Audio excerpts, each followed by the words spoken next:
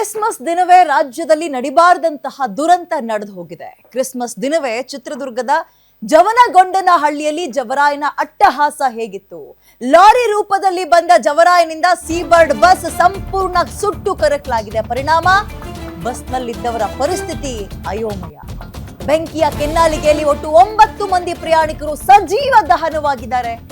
ಆಂಧ್ರದ ಕರ್ನೂಲ್ ದುರಂತವನ್ನ ಮತ್ತೆ ನೆನಪು ಮಾಡಿದೆ ಇವತ್ತಿನ ಈ ದುರಂತ.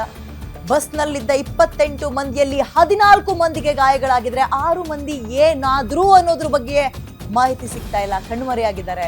ದುರಂತದಲ್ಲಿ ತಾಯಿ ಮತ್ತು ಮಗು ಸಾವನ್ನಪ್ಪಿರುವ ಅನುಮಾನ ಇದೆ. ಈಗ ದುರಂತ ಸಂಭವಿಸಿ ಹತ್ತತ್ರ 11 ಗಂಟೆ ಆಗಿದೆ, ಇನ್ನೂ ಕೂಡ 6 ಮಂದಿಯ ಸುಳಿವು ಸಿಕ್ಕಿಲ್ಲ.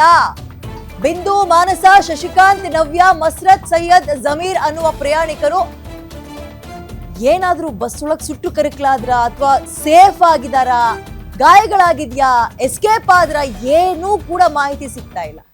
ಏನಾಯ್ತು ಅನ್ನೋದ್ರ ಬಗ್ಗೆ ಮಾಹಿತಿ ಸಿಗ್ತಾ ಇಲ್ಲ. ಘಟನೆ ಕಳೆದು 11 ಗಂಟೆ ಆಗಿದೆ. ಆಂಧ್ರದ ಕರ್ನೂಲು ದುರಂತವನ್ನ ಈ ಬಸ್ ದುರಂತ ನೆನಪು ಮಾಡ್ತಾ ಇದೆ. ಜವಗೊಂಡನಹಳ್ಳಿ ಅಂತ, ಚಿತ್ರದುರ್ಗದ ಬಳಿ ಇರುವ ಜವನಗೊಂಡನಹಳ್ಳಿ ಅಂತ.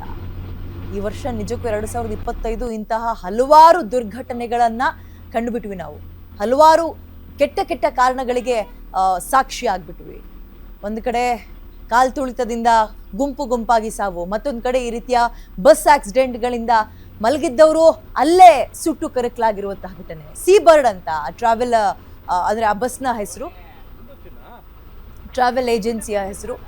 ಎಲ್ಲರೂ ಕೂಡ ಯುವಕರು ಹೆಚ್ಚಿನದಾಗಿದ್ರು ಆ ಬಸ್ನಲ್ಲಿ ಅಂತ ಹೇಳಲಾಗ್ತಾ ಇದೆ. ಯಾವುದ್ಯಾವುದೋ ರಜೆ ಬೇರೆ ಸಾಲಾಗಿರೋದ್ರಿಂದ ಫಂಕ್ಷನ್ಸ್ಗಳಿಗೆ ಅಂತ ಹೋಗ್ತಿರ್ತಾರೆ, ಊರುಗಳಿಗೆ ಅಂತ ಹೋಗ್ತಿರ್ತಾರೆ. ಬಟ್ ನಿದ್ರೆ ಮಂಪರ್ನಲ್ಲಿ ಇದ್ದಂಥವ್ರಿಗೆ ಇನ್ನೇನು ಬೆಳಗ್ಗೆ ಆದರೆ ನಾವು ಅಂದುಕೊಂಡಂತಹ ಜಾಗವನ್ನ ರೀಚ್ ಆಗ್ತೀವಿ, ಎಂಜಾಯ್ ಮಾಡ್ತೀವಿ ಈ ಕ್ರಿಸ್ಮಸ್ ಹಾಲಿಡೇಸ್ನ ಅಂತ ಅಂದುಕೊಂಡಿದ್ದಂಥವ್ರು ಮಸಣ ಸೇರಿದ್ದಾರೆ, ಸುಟ್ಟು ಕರಕಲಾಗಿದ್ದಾರೆ. ಆಂಧ್ರದ ಕರ್ನೂಲು ದುರಂತ ಇನ್ನೂ ಕೂಡ ಮಾಸಿಲ್ಲ. ಆದ್ರೂ ಬೆನ್ನಲ್ಲೇ ನಮ್ಮೂರಿನಲ್ಲೇ ಇಂತಹ ಕೆಟ್ಟ ಘಟನೆ ನಡೆದಿದೆ. ಚಿತ್ರದುರ್ಗದ ಜವನಗೊಂಡನಹಳ್ಳಿಯಲ್ಲಿ 2025 ಒಂದು ಒಳ್ಳೆ ಹ್ಯಾಪಿ ಎಂಡಿಂಗ್ ಹೇಳೋಣ ಅಂತ ಅಂದುಕೊಳ್ಳುವಾಗಲೇ ಕಣ್ಣೀರಿನ ವಿದಾಯವನ್ನ ಹೇಳುವ ಪರಿಸ್ಥಿತಿ ಬಂದಿದೆ 2025ಕ್ಕೆ.